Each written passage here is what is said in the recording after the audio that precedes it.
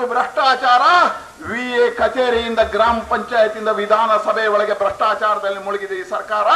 ಇವತ್ತು ಪ್ರತಿಯೊಂದಕ್ಕೂ ಭ್ರಷ್ಟಾಚಾರದ ಸರ್ಕಾರ ಆಗಿದೆ.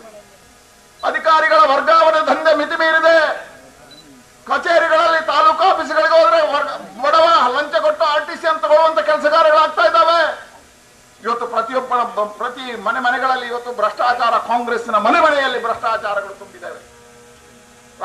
ಇವತ್ತು ಮಂತ್ರಿಗಳ ಮನೆಗಳಲ್ಲಿ ಇವತ್ತು ಭ್ರಷ್ಟಾಚಾರಗಳು ತುಂಬಿದೆ.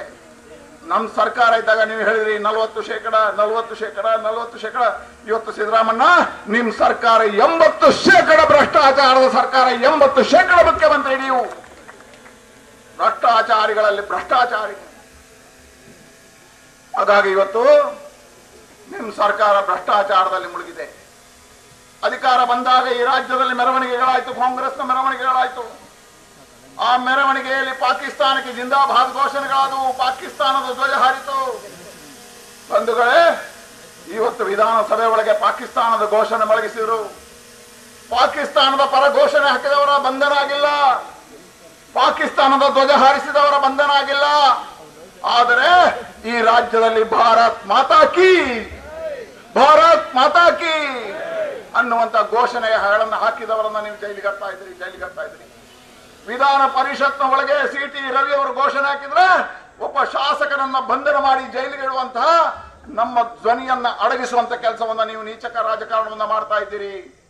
ಇವತ್ತು ನಿಮ್ದು ದ್ವೇಷದ ರಾಜಕಾರಣ ನಡೀತಾ ಇದ್ದಾವೆ. ಇವತ್ತು ಸಿದ್ದರಾಮಣ್ಣನ ಸರ್ಕಾರದಲ್ಲಿ ದ್ವೇಷದ ರಾಜಕಾರಣ ನಡೀತಾ ಇದೆ, ಭ್ರಷ್ಟಾಚಾರದ ರಾಜಕಾರಣ ನಡೀತಾ ಇದೆ. ಇವತ್ತು ನಿರಂತರವಾಗಿ ಹಿಂದೂ ಸಮಾಜವನ್ನ ದಾಳಿ ಮಾಡತಕ್ಕಂಥ ಕೆಲಸ ಈ ಸರ್ಕಾರದಿಂದ ಆಗ್ತಾ ಇದೆ. ಬೆಳಗಾಂನಲ್ಲಿ ಜೈನ ಮುನಿಯ ಹತ್ಯೆ ಆಯಿತು.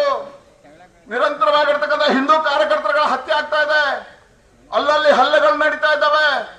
ಇವತ್ತು ದೇಶ ವಿರೋಧಿ ಘೋಷಣೆಗಳು ರಾಜ್ಯದಲ್ಲಿ ಮೊಳಗಲಿಕ್ಕೆ ಕಾರಣ ಏನು? ಇವತ್ತು ಕಾಂಗ್ರೆಸ್ಸಿನ ಧೈರ್ಯ, ಕಾಂಗ್ರೆಸ್ ಕೊಟ್ಟಿರತಕ್ಕಂಥ STPI ಬಂದ ಆರೋಪಿಗಳನ್ನ ಜೈಲಿಂದ ಬಿಡುಗಡೆಗೊಳಿಸಿದ್ದು. ಬಂಧುಗಳೇ, ಒಂದ್ಸಾರಿ ಯೋಚನೆ ಮಾಡಿ. ಈ ರಾಜ್ಯದಲ್ಲಿ ಸನ್ಮಾನ್ಯ ಯಡಿಯೂರಪ್ಪರ ಸರ್ಕಾರ ಇತ್ತು, ಬೊಮ್ಮಾಯಿ ಸರ್ಕಾರ ಇತ್ತು. ಆಗ ಹರ್ಷ ಮತ್ತು ಪ್ರವೀಣ್ ನೆಟ್ಟಾರ ಹತ್ಯೆ ಆಯಿತು. ಬಂಧುಗಳೇ, ಪ್ರವೀಣ್ ನೆಟ್ಟಾರ ಹತ್ಯೆಗೆ ಉತ್ತರವಾಗಿ PFI ನಿಷೇಧ ಮಾಡಿದ್ದು ಭಾರತೀಯ ಜನತಾ ಪಾರ್ಟಿಯ ಸರ್ಕಾರ. ಇವತ್ತು 400 ಜನ PFI ಅವರನ್ನ ಬಂಧನ ಜೈಲಿನೊಳಗಿಟ್ಟಿದೆ. ನಮ್ಮ ಸರ್ಕಾರ ಜೈಲಿನೊಳಗಿಟ್ಟಿದೆ.